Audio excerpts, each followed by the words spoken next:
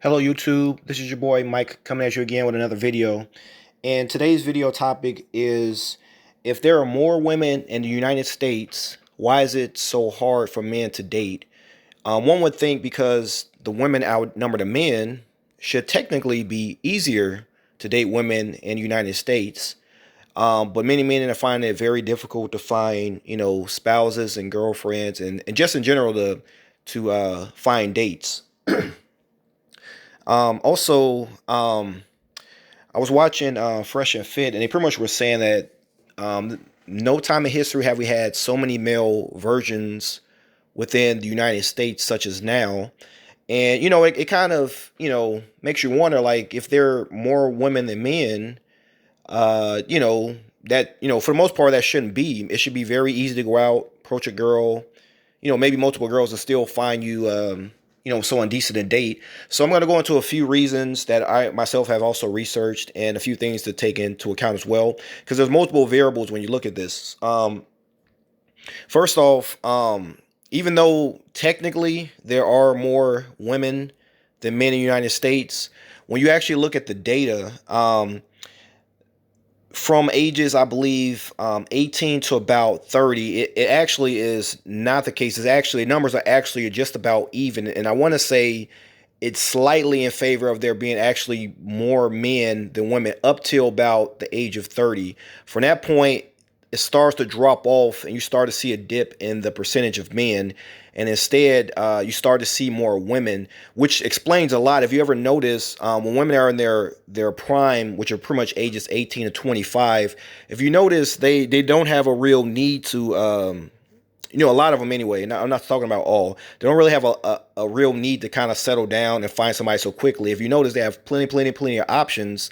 But you notice when they start to get around the age of 30 or so, then you start to see a change in their mentality, and then you start to hear more women complaining about not finding a man and having a small selection of men and that kind of thing. But when you think about the statistics that I just brought up, it starts to make sense because around that age, the numbers of men start to dwindle. You have men who have gone to prison. You have men that have died.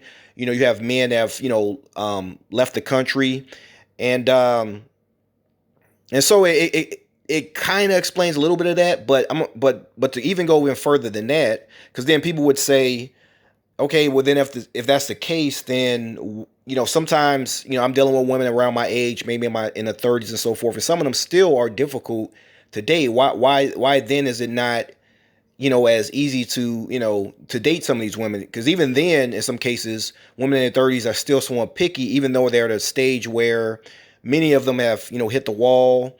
Some of them have kids now and that kind of thing. And some of them still pretty picky. The other thing you got to consider is that the obesity rate in the US is one of the highest in the world. There are plenty obese women within the United States, and there are plenty men who will not date a woman if she is obese. So that being said, that cuts off a whole selection of women for men to choose from. So let's say, for example, and I have to look up the statistics on this. Let's say, for example, there are about let's just say within your city there's 1 million women, and let's just say that million women, but there's about, let's say, 900,000 men. You would say, okay, it's in our favor, but if you take into account how many women are obese, um, if you take that into account and then also take into account the type of men who will not date those women, it actually will shrink the pool of women from 1 million down to whatever set number of obese women there are. But do understand that we do have a large percentage of women with the United States that are obese, and several of them that are a bit overweight. And there's plenty of men that are not into women who have any type of gut, slightly overweight, and that kind of thing. So for those men in particular, that pretty much shrinks their pool of available women, and it's already competitive as it is, especially for the women that are somewhat fit, in shape, attractive, and that kind of thing. Because then the other thing you got to think about is the women who are not obese. That doesn't mean that these women are attractive. Sometimes you got women, she's, as they were called, there's a term called butterhead, which means, everything looks great but her head. So there are a lot of women who have fantastic bodies, in shape, but as far as their face, they're not that pleasing. And then you have women who are, they might have, short hair, and so that as well. So first off, you got men who. So first off, you already lose a percentage of women who are obese if you're a man who says I don't date women who's obese or big. Then in addition to that, you add the extra filter of I also don't want to date a woman who's not that attractive in the face. Now the pool is even smaller. So now you have this very, very small pool to choose from. And then you also got to consider the fact that of those women that are left, a lot of them have suitors, and also it depending on what your looks are, depending on how much money you make, depending on if you have, good mouth, like a good mouthpiece, you can talk well to women. All those things are going to kind of come into effect as far as how many of those women you can actually attract and keep. So those are some factors to continue to consider as well. Also, one of the last and major factors, because the thing is, one can say, okay, but when I go to other countries, the male to female ratio isn't that much of a difference, but I'm able to do better dating in those countries versus in the US. What else is keeping me from being successful in America?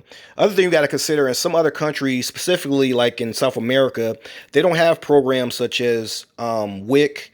They don't have programs like WIC, public housing. You know, a lot of times they don't, they don't pay for like daycare and all these other little things that, Americans kind of take for granted. They don't have a lot of those programs, even things like food stamps and, and that kind of thing.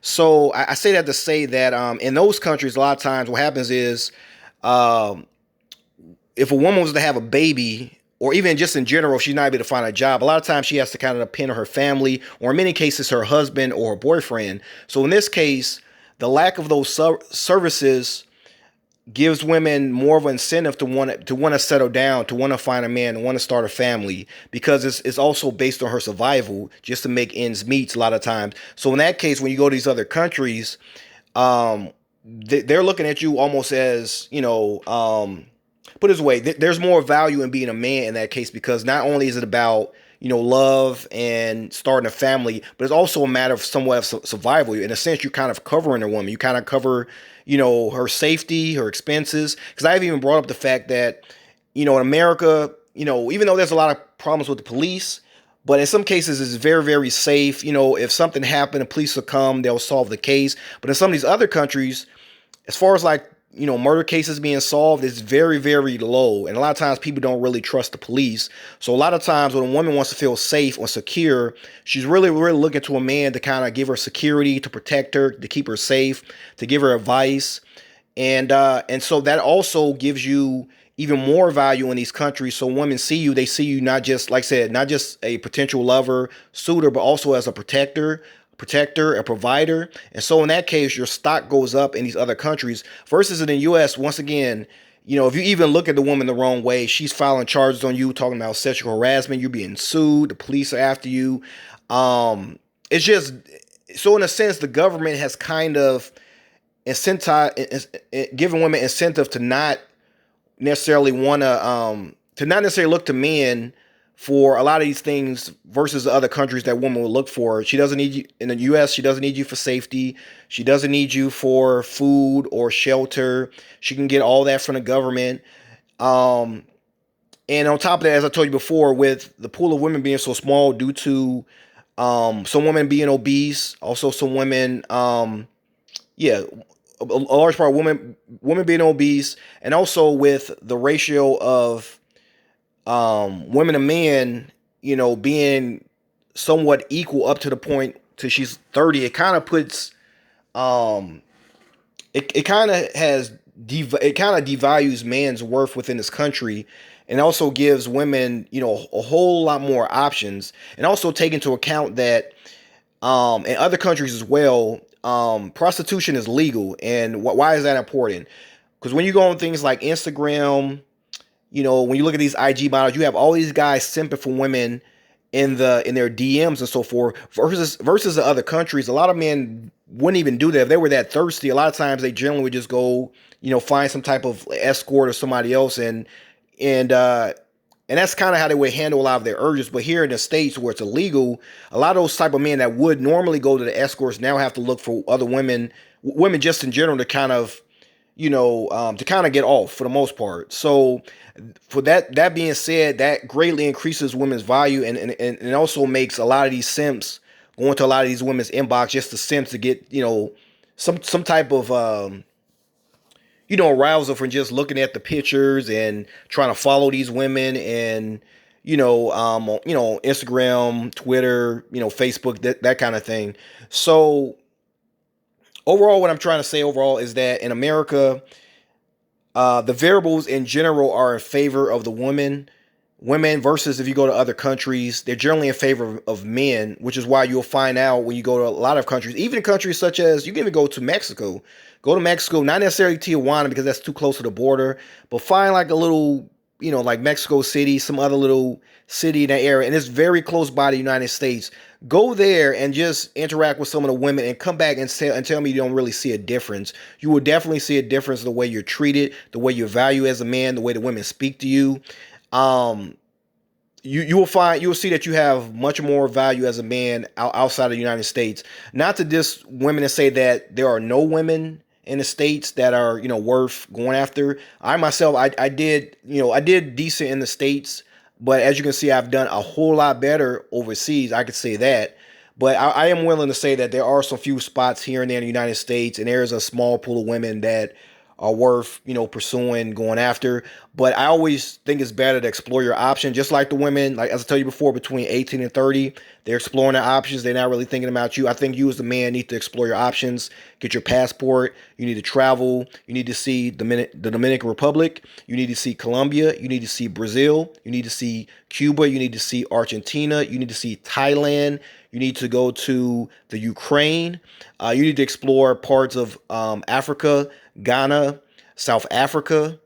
You need to explore. You need to really get out and travel the world. And I just think by doing that, you will have a whole different perspective on dating and your view of yourself as a man. And so I don't want to keep this video too long. That's all I have to say about this topic.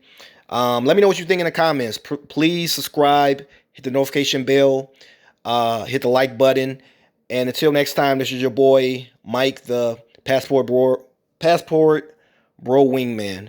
Sign in off.